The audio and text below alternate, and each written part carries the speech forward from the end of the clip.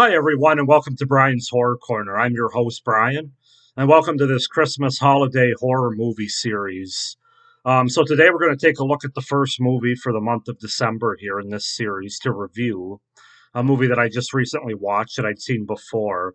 Um, if you didn't check out my first video about all the movies, all the Christmas holiday horror movies in my collection that I currently have that I'm going to be doing individual reviews on, that's up on my channel, so be sure to check that out. But for this first movie, individual movie review, I thought what better movie to start with for the month of December with this series than the original Black Christmas from 1974. I have the collector's edition on Blu-ray here from Screen Factory. Very good version here. A lot of special features. Two discs. Disc two is full of interviews and commentary, documentaries. A lot of great extras here on this particular version. So yeah, Black Christmas from 1974. Let's just go ahead and get into it. Get into my review, which I'm going to try to keep spoiler free as much as I can. Same with all these movies that I do for this series in December. So here we go, Black Christmas, which I didn't realize it was originally titled Silent Night, Evil Night in the United States, which is kind of interesting. We have a few other movies that have Silent Night in the title. So Black Christmas is a 1974 Canadian slasher film produced and directed by Bob Clark, who, if you didn't know, is also the director of A Christmas Story. Kind of a bit of a different movie than this one. This movie was written by A. Roy Moore. The story follows a group of sorority sisters who receive threatening phone calls and are eventually stalked and murdered by a deranged killer during the Christmas season. So yeah, the short gist of it is the movie starts out with an unseen man who climbs the exterior of a sorority house where a Christmas party is being held, and he enters the attic. The house phone rings, and Jess answers to discover it is an obscene phone call from a person who has called before. Jess calls the other sorority girls, and they listen as the caller rants in strange voices. Barb insults the caller, who in turn promises to kill her. A younger student, Claire Harrison, suggests that the caller could be dangerous before returning to her bedroom. The intruder suffocates Claire with a plastic dress bag and moves her body to the attic. The following morning, Mr. Harrison arrives to pick up his daughter, but she fails to show. Jess explains to her boyfriend, Peter, that she is pregnant and planning to get an abortion, angering Peter, and they agree to discuss it later. In town, Mr. Harrison attempts to report Claire is missing. At the police station, they learn that a young local girl has vanished while walking home from school. So that's sort of the opening and the setup of this movie. The basic gist of it is the movie focuses on this sorority house of young females, obviously, and obscene phone calls, and there's some other things going on with the one gal, Jess, who's pregnant and is talking about having an abortion to her boyfriend, and another gal has sort of a drinking problem, you might say, and kind of says doesn't really have much of a filter. And then another gal obviously was leaving town, and her dad was coming to pick her up. So lots of different things going on, but that's basically the gist of it.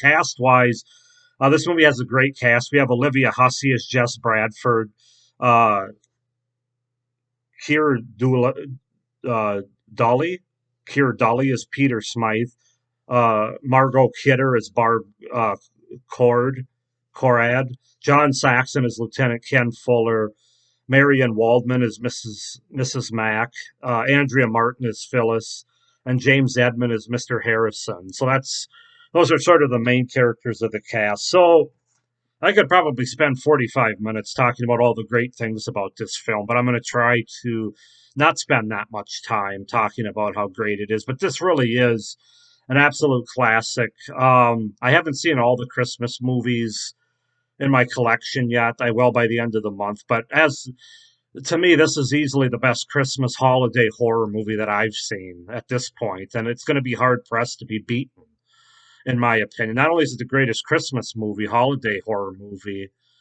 but it's also probably one of the greatest, if not the greatest, slasher movie. Certainly top three. Greatest horror movie, period, regardless of time of the year. That's how much I think of this movie, which I actually think doesn't get talked about enough and is kind of underrated, quite frankly. So let's just get into it. This is going to be pretty much all prose with like 3 words of cons. Um, so you got to start with the atmosphere of this movie. It's got a very grainy quality kind of atmosphere, kind of like the Texas Chainsaw Massacre, which I think is very much to this movie's benefit. It's very atmospheric and creepy, and that sort of grainy quality adds realism and effectiveness to this movie. It feels very real. It doesn't feel like a shot Hollywood movie. Um, it just really makes it an effective slasher horror movie because of that. Then, of course, you got to talk about the killer himself, which is he's portrayed brilliantly, he's shot brilliantly, he's written brilliantly. I'm just going to call him Billy. I think that's what he goes by, or what. I don't think his name's ever really given in the movie, but I'm going to say Billy. Definitely one of the most scariest and deranged individuals, horror villains in any horror movie I've ever seen. Um, Very disturbed killer, which amazingly we never really see, which just adds to the effectiveness and the scariness. The few times we do see him is basically like in the shadow and darkness. You see an eye, you see just like the outline of him with the eye of the face. It's just I don't know, I can't explain, but the way they do it is just very effective, very creepy. Um, just a very effective killer. Very effective made movie, especially with what they do with Billy. Like I was talking about, sort of the eye in the doorway that they show later in the movie towards the end. Sort of the mumbles and the screams and the voices that he uses on the phone. Just creepy as hell, man. I mean, you really have to see it to know that these really are obscene phone calls. Um, we don't really get much else to him though. He tends it's almost seems like he's more of an evil presence in the house, even though he is a real person. It's not supernatural, but just the way they shoot him and the way that he is, it's almost like he's just a presence that's in the house. And as the audience member, we kind of know it. Um, Even though we're kind of thrown off a little bit with the movie. Just great stuff.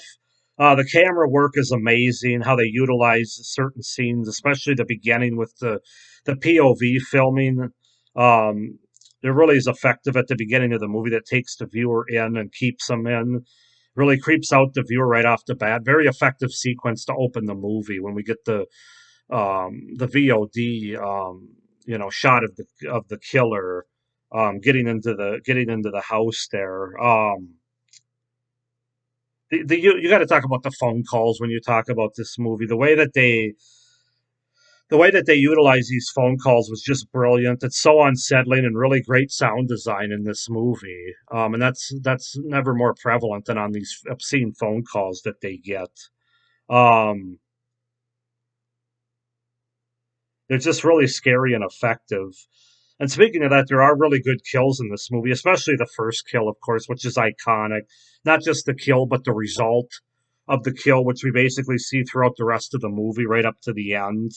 Um, it's not a stab. It's not what we get later on in a lot of other slashers. It's kind of a unique and also very disturbing in a lot of ways kill.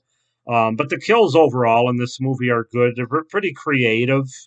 Um, Not overly bloody or gory, I wouldn't say, but there's certainly some blood involved, and some gore.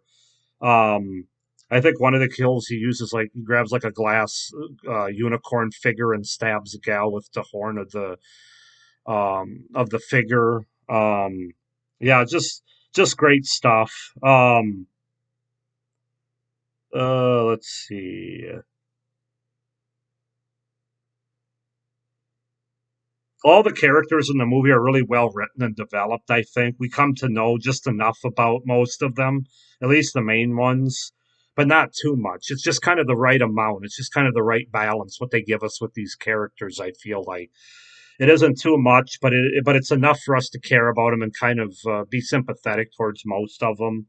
Um, so I thought they did a really good job. I also think the movie is well acted by mostly all the characters, especially, of course, you got to talk about John Saxon and Olivia Hussey. Those two stand out more than anyone. John Saxon's just a horror legend, a movie legend for that matter, and really so is Olivia Hussey. Some of the movies she's been in over the years, they're both brilliant in this movie. They really bring these characters to life and really do a good job portraying them. Um, the movie does a really good job of setting up these red herrings as well that does throw off the viewer just enough so you're questioning a little bit as the movie's going on. You're just not too sure who exactly is doing all this. Is there a couple of people involved? Is it just one person? So they really having some of the character development and some of the other sort of side storylines really play into that to that red herring aspect. And sometimes horror movies when they have these red herrings, they're not very convincing. They're just like, yeah, I know that's not a thing. You guys are trying too hard. Prom Night was a little bit like that, even though I liked the original Prom Night.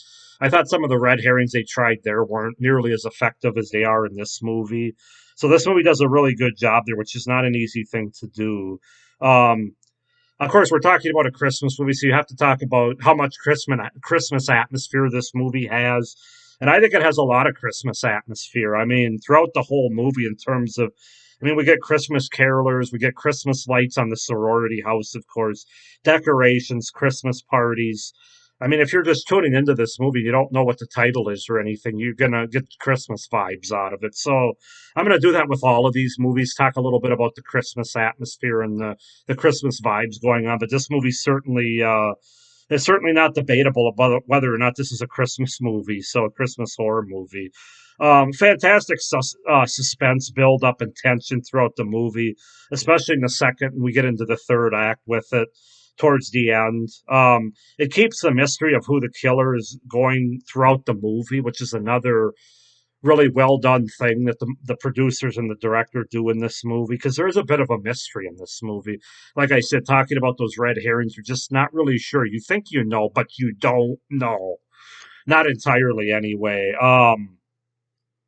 Yeah, just very suspenseful, very tension filled. It has a great tone and pacing to the movie, at least in my opinion. Some people say it's kind of a slow burn, which it is a slow burn kind of movie because they tended to have more of those back in the 80s and even before in the 70s, like this movie, where the younger generation wasn't looking for wall to wall kills and gore like I think a lot of them do now. Not to pick on the younger generations, but I just thought it was very effective. The pacing of the movie, um, very effective, slow burn type of horror film. This movie does a great job of not answering questions that nobody asks, and hopefully you know what I mean by that. Sometimes horror movies explain too much, or they give too much of the victim or villain's motivations. I don't always need to be spoon fed what's going on. Sometimes I like to be able to figure it out. I know some people like more explanation, but I think this movie's perfect the way it is without giving us more than what we're asking for. Yeah, it's just that's one thing that really makes this movie stand apart. It isn't interested in explaining too much, and in my opinion, less is more, and the less seen is more scary. And this movie does an excellent job of that. It's very effective because of that. I got to talk about the ending of this movie. Now, some people, this is the one con that I've heard some people say, not a lot of people. A lot of people are with me, but some people say that the ending just kind of leaves everything up in the air. It's ambiguous. And I would say, yeah. And that's why it's one of the most effective endings to any horror movie that I've ever seen before. It's just so satisfying and so scary at the end, in my opinion. The fact that it leaves it very ambiguous as to what happens to our main character of Jess, to me, is just so effective, especially when the way that they sort of pan through the house up to the attic where you see, spoiler alert, you see a couple of dead bodies up there, including an iconic one, and you hear the voice of the killer, Billy, in this case, sort of rambling on like he does. And then they pan out from the attic window to the front of the house that has Christmas lights, and then you hear a very faint, and then it gets louder, sound of a ringing phone. And then the ending credits roll. I mean, just brilliant. Try watching that by yourself in a house in a dark house late at night. I mean, it's just I really don't understand where people teach their own, but when people say that they want more explanation or how can the movie end like that, that's the perfect ending because Unlike a lot of slasher movies where, the killer's been defeated, at least temporarily, until the next sequel, the killer's never defeated. We never see him. These are things that make this movie so scary and so effective. I just can't speak highly enough about that aspect. They just did a brilliant job and with this movie. So those are my pros. If cons wise, I don't really have any. I mean, Mrs. Mack is kind of annoying, but that's not enough to take anything away from this movie. Like I said, it is a slower burn movie, which for some people, especially younger people, I hate to say that, but it's true, are going to watch this for the first time. Like it takes a half hour before anything really happens.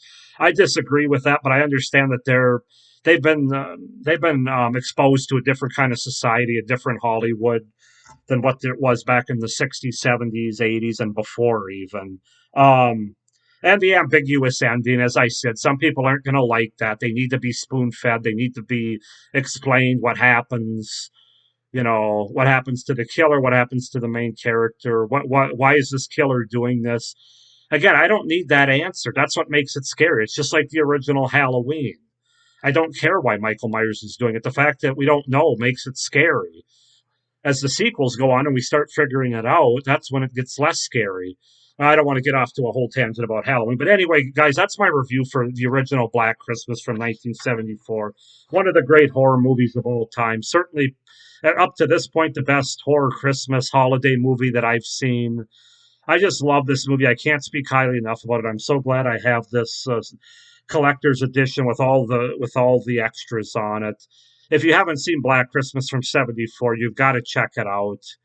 Just a wonderful movie, any time of the year, really. So I'm going to go ahead and give this a 10 out of 10 as far as my rating goes.